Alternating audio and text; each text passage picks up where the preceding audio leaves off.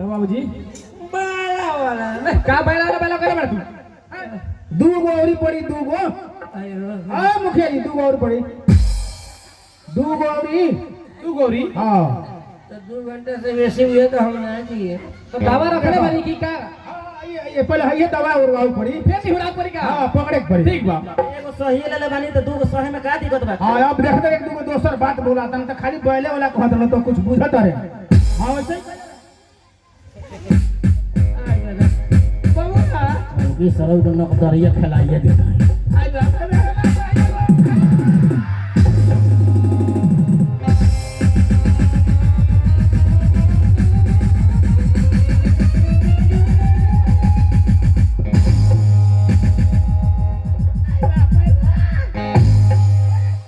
बाबूजी चिंता मत कर बबुआ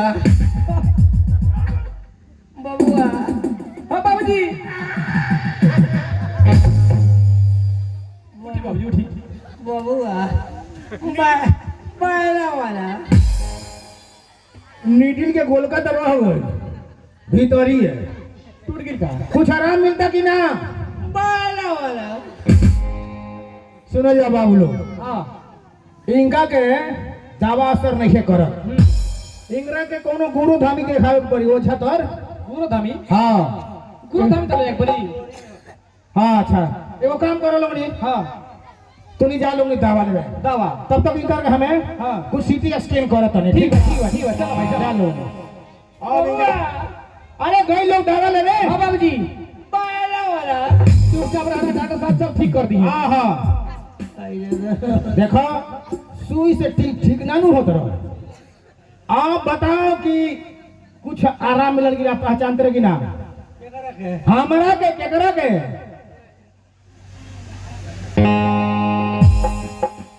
बाला वाला हमार बैला कहाँ गई बाला वाला बैला वाला हमार बैला बताओ कहाँ गई एक जोड़ा बैल भूलवाइले बड़ो ओने मेहरारू के छोड़वाइले बड़ो तोहरा के हम छोड़े जात हैं अब तोहरा के हम बताओ तनी अगला में रुक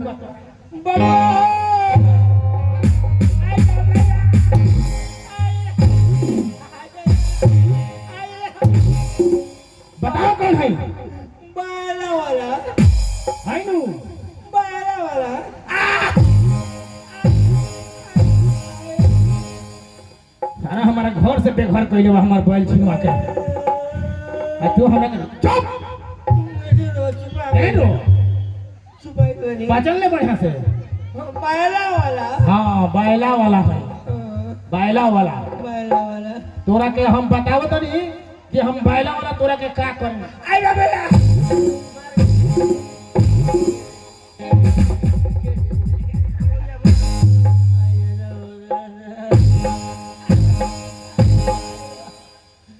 बाला वाला बाबूजी बाबूजी आ गए डॉक्टर साहब कहाँ गए डॉक्टर साहब बाला वाला पहला वाला कहाँ गया डॉक्टर साहब बाला वाला ए भाई ट्यूर हाँ बुझाता इनके बीमारी ठीक ना हुई 2 गो सुई लागल तभियो नहीं के ठीक भइल हमार बुझाता नो कि कोनो भूत उत धलेल बा का अब ओझैती कराही के पड़ी हमरो तो बुझाता एक काम करो हां तब की तो डॉक्टर साहब हम बोलाओ गिरनी हाँ। आ तू जाओ ओझा बुला ले आओ जा ठीक बा संभालो बाबूजी के हम ओझा के बोला के ले तका जल्दी आइयो ठीक बा हम जल्दी में अच्छा जल्दी आओ आ बबुआ बाला वाला बाबूजी चिंता मत कर ठीक है सब ठीक हो जाएगी अच्छा रो दिमाग में बैला जो ठगले बजे हुए दिमाग में पड़ गई गस गई ना बाला वाला चिंता मत कर नीमन हो जा ठीक नो ए भाई ट्यूर अरे कितना लेट कइले रे बोला ला जल्दी ट्यूर बा ए ट्यूर बाबूजी हां भैया अरे जल्दी लेके आओ ना ठीक बा तनी जड़ी बूटी ओझा दी अपन सरियावत रहने नु ओही से थोड़े लेट हो गई हेरे आए थे बड़े हेरे आ गेल बड़े देखा है बोलो बचवा हमरा का करे के बा सुनी ना हमने के बाबूजी के एगो बीमारी हो गई बा अरे कौना बीमारी धैले बा हमरा पास सब चीज के इलाज बा। बीमारी भइल बनू उ तो से कहत रे खानी बायला वाला लेकिन अब रउवे के चल के देखे के पड़ी वो बीमारी का बा। अरे हमरा समझ में आगली जोन महुआ में बिया नु चुरैनी आ हां उहे उनका के छुले बिया। रउवे चल के देखी ना। हां हम चल के देखत हई। आई अंदर आ जा। बाबुआ बाबूजी बबुआ हाँ बायला वाला जोड़े घूमे गए रहले का महुआ के गाछ छोड़ी। सुबेरे पायखाना करे गइल हने। हां उहे में धैले बिया। लेकिन तोहनी चिंता जन करो लो हम इनका के झाड़ फूंक करे आज चुगाइन के भगा देम ठीक बा। ओम जय जो काली सारी सोने धन से बायला वाला असर कर रहल बा। असर करता ना हां तो पहले के मंत्र नु रहे। ओम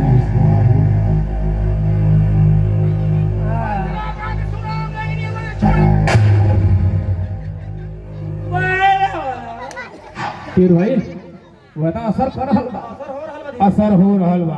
बबुआ बोल बायला वाला छोड़ के भाग भी कि ना इनका शरीर बायला वाला अभी कभी तोरा भागे के परी छोड़े के परी ना छोड़बे तो जला के भस्म कर दे। बायला वाला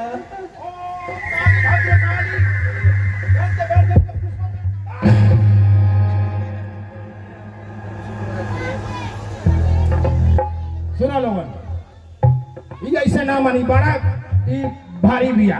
तो वही बताई का कल हमने एकरा में कुछ अब जब मांग बनू कुछ चुनरी धूप के लकड़ी आहूत मिठाई सिंदूर चूड़ी सब लेके आवे के पड़ी। ये सब चाहिए ना? हाँ तब जाके भागी। तब ही लेके आ जाओ। हाँ, जालो नहीं बेचाता हूँ हाँ मंडप के पास हाँ। लेके आओ लोग तब तक इनकर घर में कंट्रोल करते नहीं झाड़ फूक चल करते भाई, नहीं। चल। ठीक बा।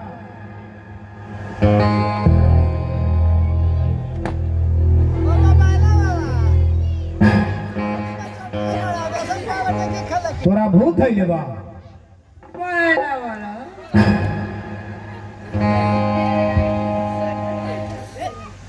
आई बा आप पहचान की हम कौन है?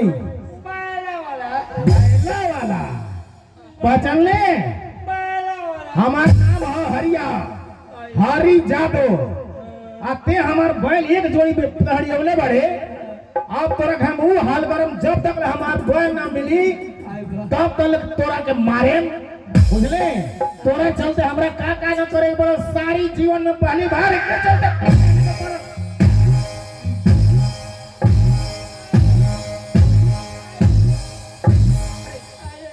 अब याद रखिए कि हम कौन है। बायला वाला अब एकर के पता चल हमार बैल मिली जाए ना लेकिन अपन बात मत ले ले बानी एकर से। अब तोर के हम वो बादाम की तोरा तू पंचायती तू करे वाला बैल तो बेचाई भाई लेकिन सधा लेनी का करबो। आइए दोस्तों आज की रात भी हमारे कंपनी आप लोग को इसी मंच